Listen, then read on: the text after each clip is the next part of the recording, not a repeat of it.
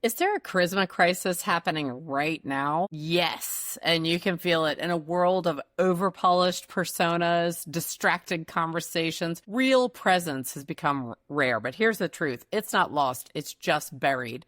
And I am going to discuss today ways that you can reclaim it. I want to talk about something that we all notice in others, but we don't always know how to develop in ourselves. That is charisma, that magnetic energy that makes someone instantly likable, memorable, approachable, even captivating.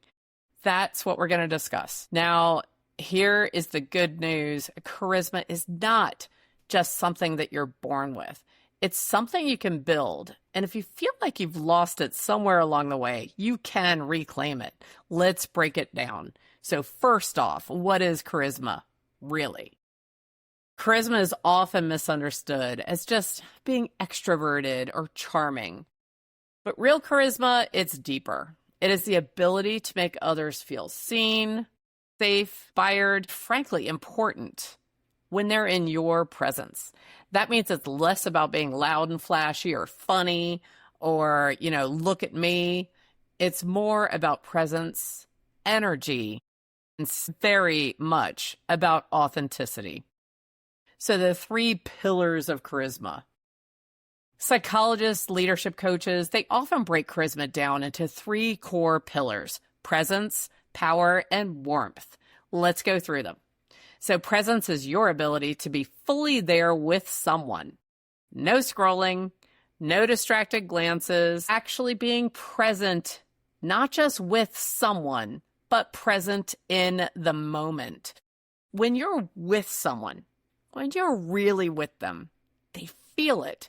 That kind of attention is becoming more and more scarce in our current society. And that means when it's present, it is more and more powerful. Now, when I say powerful, I don't mean power in the sense of control. I mean power in just an ease, an elegance, and a confidence that shows in how you carry yourself, your posture, your voice, your belief in what you're saying, and possibly even more important, your ability to listen to what other people are saying in their words and in their body language. Even if you're soft-spoken, if you speak with grounded conviction, people will listen. And even if you're soft-spoken, if you truly listen and whomever is speaking with you knows that they have your full attention, your soft-spokenness could actually turn out to be very, very attractive and will allow them to feel important in your presence. So warmth, I love warmth. Warmth is your ability to connect. It's in your smile, it's in your tone, it's in your empathy, and it's in your genuine curiosity to know about others.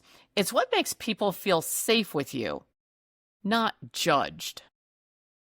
So when you lead with warmth, charisma becomes approachable, not intimidating. So let's say you're sitting there right now and, boy, we've had a lot of challenges in the last few years.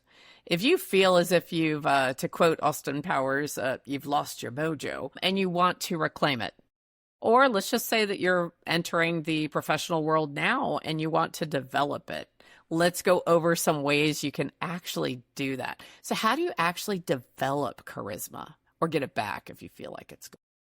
That is what we're going to talk about. If the shine's been knocked out of you, let's get it back. Here's 3 things that work. Reconnect with your authentic energy. If you are burned out, overworked, constantly code switching for others, charisma naturally dims. It is going to fade off. It's hard to shine when you feel like you want to retreat. It is hard to shine when you feel that your reserves are depleted. So start by asking yourself, what energizes me? Conversely, what drains me? And make small shifts back to your natural rhythm of things that you know make you feel like the best you. I'm going to tell you honestly, post-COVID, man, we had the rug yanked out from under us. as a society. And in my experience as a coach, I've talked to so many people that they just lost the tether on habits they had had for decades, and habits about taking care of themselves, having their environment the way they wanted it to be. And it's very funny how something as simple as making your bed every morning can actually allow you to walk more confidently through the day. So just take some time to really think for yourself. Are there any small habits? Are there any small rituals that you used to have that you didn't even think twice about, that you want to put back into your everyday practice?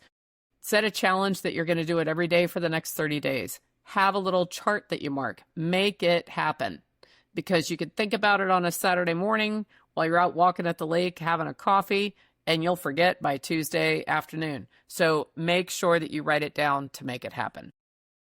Now, this next one, I want you to practice radical presence. So the next conversation you have, and I mean literally the next conversation you have, really listen, hold eye contact, pause before responding, give people the gift of being heard. The most charismatic people are not the best talkers. They are the best listeners, and they are listening with a genuine curiosity about whomever they are speaking with. And a special note for all my introverts out there. As part of your mindset work in the morning, just tell yourself, I'm so curious about people. I love people. Start to reclaim that you love people and that you just are curious to find out about them, what makes them tick, and make them feel important. So just know, most charismatic are not the best talkers. They're not talking the loudest. They're not talking the most. They're the ones that are the best listeners. And then I want you to take up space with intention. So this isn't about being the loudest again. It's not being when I walk in the room, everyone looks at me and everyone knows that I'm here.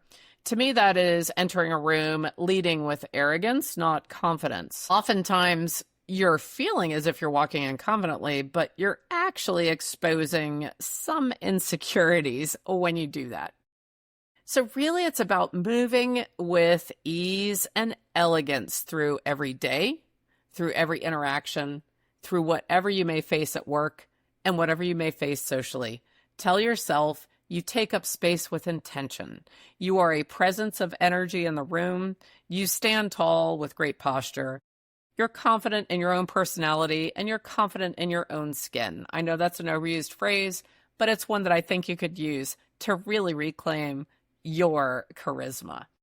So when you walk in that room, it's about owning your story, your quirks, your voice, what makes you different, and frankly, even your imperfections, and doing it without apology and without explanation. Speak from your center and let other people just feel your calm confidence. It will exude from you. What I always like to put in my mind is, I want to leave people feeling important. I don't want to feel as if they're impressed. So you want to leave people feeling important and impacted, possibly. Don't worry about whether you left them feeling impressed. That was a gift from one of my colleagues, Tanya Klett, in Hawaii. So my final thoughts on this. Here is the truth. Charisma is not a performance. It's not about impressing people. It is about impacting them. When you show up as the fullest version of yourself, rooted, kind, present, embracing the elements of your personality that make you uniquely you, people will feel that. They will remember it. So whether you are developing your charisma for the first time or reclaiming it after a tough season, just know that it is already inside of you. You're not starting from scratch. You're actually just coming back to life. Just get out there and make it happen. Now, if this message resonated with you, please do me a favor. Click the like, click the subscribe, leave a comment. I want to know where you'd rate your charisma right now on a scale of 1 to 10, with 10 being you feel every day as if you're impacting others and exuding an energy of confidence, not arrogance, that attracts people to you. Put a 10. Look forward to seeing you again.